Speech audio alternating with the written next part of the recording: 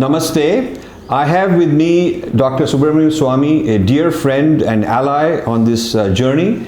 I have a lot of regard for him. He's one of my most favorite intellectuals and a mentor and a helper, supporter in many ways. We've had some amazing conversations before. Welcome, Dr. Swamy. And likewise about you, I have the same feeling. Well, we are friends and we have a lot in common.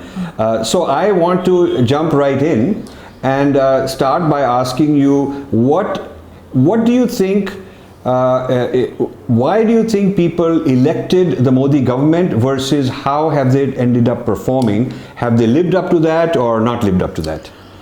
Well, in my opinion, a person who was watching this right after the Shankaracharya's arrest in 2004 and my growing closeness to RSS as a consequence of that event, I think there were three factors which could be ascribed as the reason for our absolute majority victory. One was a feeling after this Hindu terror and so these false arrests and so on, a feeling that Hindus are being put upon by this government, that is UPA government, and that therefore we must have to unite. And that unity led us to increase our vote, I would say, by 10% extra votes. I mean, not 10% of the old vote, but just 10% aggregate vote added. The second thing was the shock at the 2G spectrum revelations. 1,76,000 pocketed, so on. And therefore, corruption anyway was an issue at all levels, but now they felt the country might sink. So there is feeling that these people had the BJP was, especially in Gujarat, there was a general reputation, whether it's true or not, but there was a general reputation that everything worked very efficiently and there was no corruption. So that catapulted our party for one more reason. The third one was that there was unanimity on leadership, and Modi came out as there are hidden factors which we didn't publicize, but it went by word of mouth. He was a backward class man, and he was a person who had come from the status of a chaiwala to governor of the chief minister of Gujarat. So these things together enabled us to come to absolute majority. As soon as the elections were over, the sycophants took over, and unfortunately many of us fell for it, and they began to say it's only his personality. The media also of course played it up, it suited them. So that began subject to diminishing returns, the law of diminishing returns, and we began to see that wherever there was some issue of Hindutva, we did extremely well. Assam, we got absolute majority. It was basically the Hindu feeling. In Delhi, people began to feel this is all bogus. So we lost, not only lost, only I think we got 2 seats out of 70. Yes. Bihar, the same thing happened. I think we didn't take a call on it, and now we are come face to face with this problem. This is the basis on which I think we are now in a period of feeling the buck has stopped with us, and what are we going to do about it? So it was one on issues of substance, and there were agenda. Yes. People talked about Ram Mandir and 370 article, all kind of specific things. Yeah. And there was also a negative vote against the other side because we were corrupt, and we were supposed to fix that corruption, bring all the corrupt money back to India from foreign countries. There were all these sort of factors which are very tangible and concrete. Now I think it's like those have slipped away, many of them have not happened, and the assumption is that it is one man's persona, personality, charisma that will carry the day. Absolutely, that is what happened. Now I think we are beginning to realize that that's not so. And may I say also that it was not just a projection of one individual, but the issues which, emotive issues, were in fact put on the back burner. Take Ram Mandir. No attempt was made to have an early hearing for it. It was I who went with a separate petition saying that this whole present litigation is only on property, whose property it is. But I have a fundamental right to pray there. Very innovative idea, yes. And that is what made them give a date to start hearing it. There again, there was people like Sri Ravi Shankar, well-intentioned, but this compromise is out of the question. If there was any intention of the Muslim leadership to even think in terms of compromise, they would have agreed long time ago, because a masjid is not an essential part of Islamic religion. Right. And in the Muslim countries, they demolish it, shift it, and so on. They should have agreed right away. Sure. So when there is a strong stand winning or about to or prevailing, people with weaker stands often like to get ahead and claim the victory. That's right. Actually spoiling it for him. That's right. This is what's happened several times to you and also sometimes to me. That's right. So this is what has happened often. You are if left to yourself and given support, you're out to win for us. That's right. But somebody else wants to get credit. He's not as strong, but he wants to get ahead. Moreover, all those people, the new people around Modi, the social media types and so on, technicians, they were very insecure about those in the past who have helped Modi to rise. We may agree or disagree with Advani, but Advani really stood like a rock for Modi. Otherwise Modi would have been expelled a long time ago. Well, that was the mood the Vajpayee was in. People, intellectuals like Monu Nalapat, who worked day and night to give him his perspective on international issues, and also in providing him vital information by the wayside. So people, good Hindu intellectuals felt used and put aside. And thrown away. And there are people who were not hardline Hindus, but they worked very hard. Ram Jethmalani. Arun Shourie, I don't know what work he did, because most of it was bilateral with him, with Modi. I used to see him whenever I went to meet Modi, sitting in the outside room. But I don't know what he did. But he too is bitter. Yes. And has an audience. So do you feel there's a lack of merit-based allocation of responsibilities? Merit-based and gratitude. Oh, people with more gratitude. So do you feel also there is a kind of reluctance to bring in those who are considered too smart, because they may, they may be a threat? Anyone who has a standing of his own, like I have, who can go around the country, address meetings, and people would come. Go around the world. Yeah. I mean, you have very high recognition. Yes, that's right. So they are dangerous. And intelligence bureau people, friends of mine, in it would say that you are one of the most watched men. My Twitter following, which is written now to about 7.6 million, is commented on in internal discussions. How does it happen? Because especially mine is 100% genuine. Right. There's no padding. Right. These kinds of things. So it's for me, the issue is BJP must be in power, because the alternative is terrible, and it doesn't matter if I don't get anything. The only reason I'm a member of parliament is because that was a promise made to me in the Lok Sabha election, when at the last minute Mr. Jaitley threw a tantrum, and after I had started working, and every announcement was made that I'm already the candidate from New Delhi, and that 82% of the party's workers had wanted me. That was also published. Because of his tantrum, it was thrown away. Of course, Mr. Jaitley himself lost the election when everybody was winning, but I don't know what hold he has. And he has a veto on practically everything. Maybe now it's waning, I can't say. But this way, a gap was put in, and Modi started dealing more and more with bureaucrats.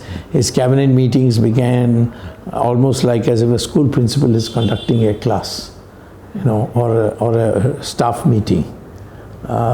These are some of the things that has gone against him. So do you feel that the Modi Sarkar, as it currently stands, is the winning team, is the real solid team of India, or how do you feel about the team as such? You know, see, our Indian people today can be, by emotion, they can still vote for us and Modi.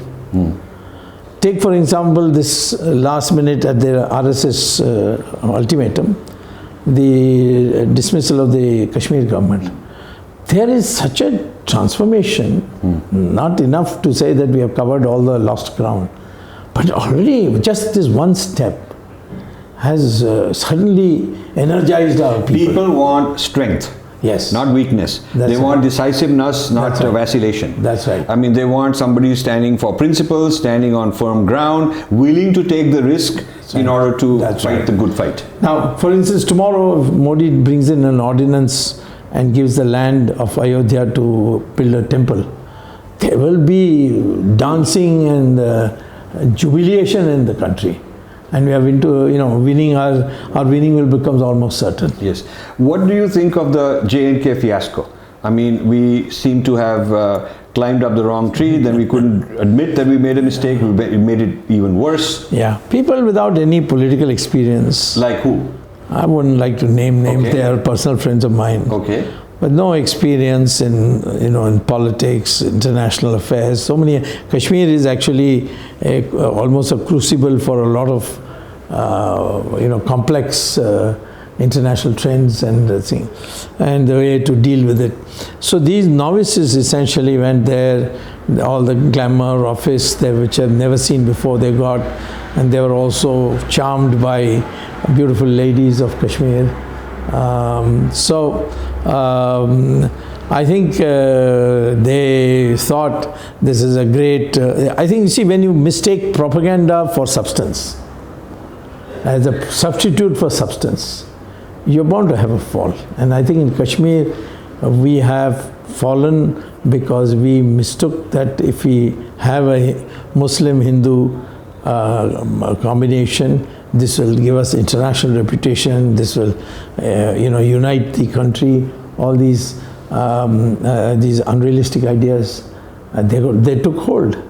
Do you think there's a weakness? I mean, I noticed, but I want your view. There's a weakness to kind of go for people of international repute rather than people of substance. No, there's international repute also. People who have worked against you. Take this Arvind Subramanian was the economic advisor.